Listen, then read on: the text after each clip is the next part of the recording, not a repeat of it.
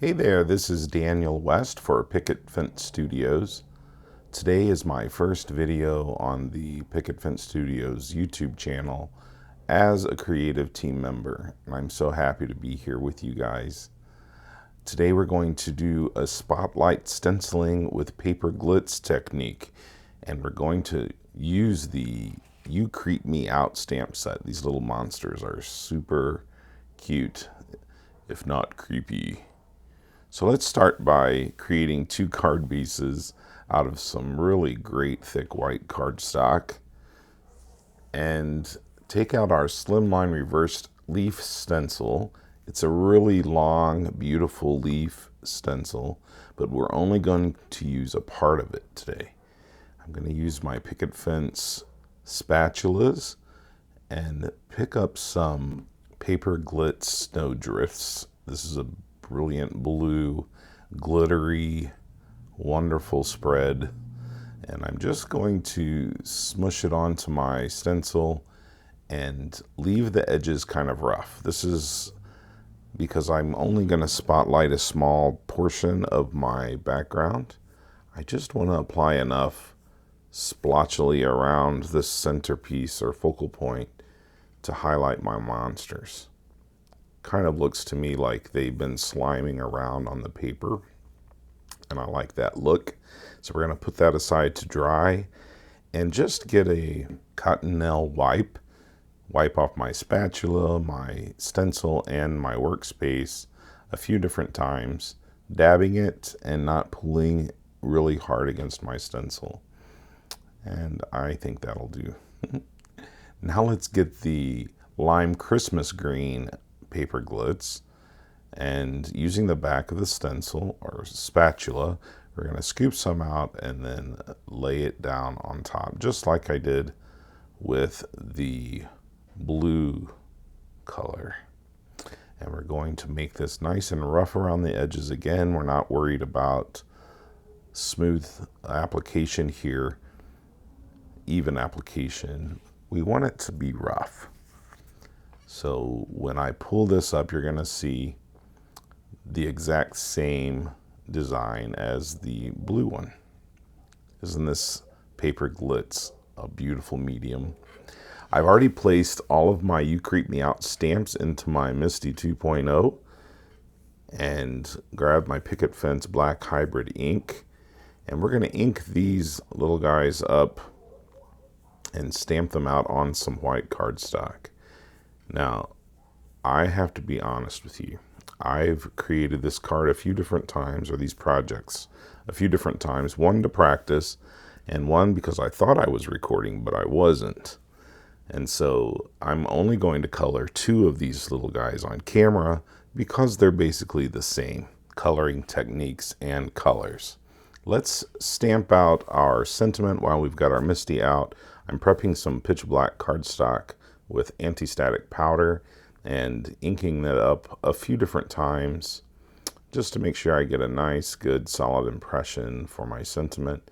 And then I'm just going to move this down about 1/4 of an inch or 1/2 inch and stamp it again.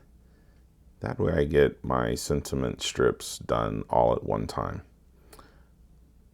For the embossing powder, I've chosen Hero Art's white detail embossing powder because this is a fairly small sentiment with small font, and I just want to get a really nice crisp image of it.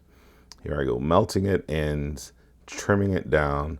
Now you can see that I am going to flip my little piece around several times in my trimmer. And here's one technique to get your sentiment strip nice and straight. Just cut it off backwards and then flip it around and put it in the opposite direction against your larger piece. Here I've chosen some yellow-green markers to color in one of the monsters. And I'm starting with a desaturated color, yellow-green 99.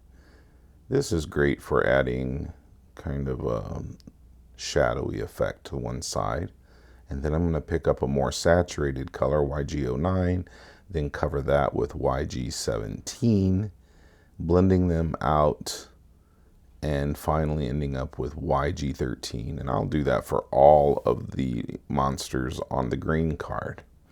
I just added some warm gray 5 and 0 to the eyeball to add some dimension there. And now for the blue-green monster, I'm taking out a BG78. It's the same coloring process, a desaturated color at first, and then a more saturated color afterward. This is BG09 and BG05. And then I'm going to finish off with a BG02 and blend them all together. Now the nose is going to get a little pink treatment here. I'm starting with RV99, then R85, and then R83. Getting the eyes the same W5 treatment as before. Now, because one of these little monsters is a little more intricate than the others, I die cut a guide for myself first, laid it over top, and then as you can see, it centers the die piece perfectly, and then I can die cut my little monster out without worries that it's going to be off centered. And then the other one is much easier to see all of the outline for, and so I didn't have to do it for that one. But see how perfectly centered my die cuts are. I love them. I'm just going to add some foam tape to the back of these, and then I'm going to cheat a little bit. I'm just going to pop these guys up and my sentiments up on these that I did for the video, and then in the end I'll show you my finished cards. I like to put my sentiments in the one of the thirds of the card. So this is the right side, the third column on the right, I guess, if you divided it up into columns.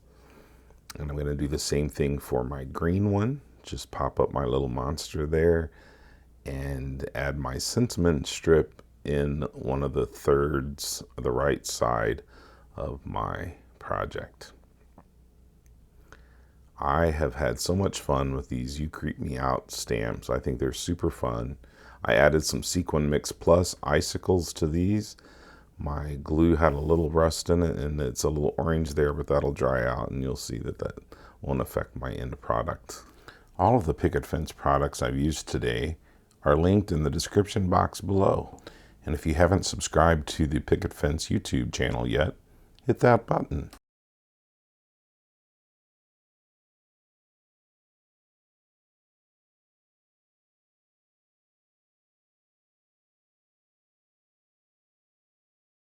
Video.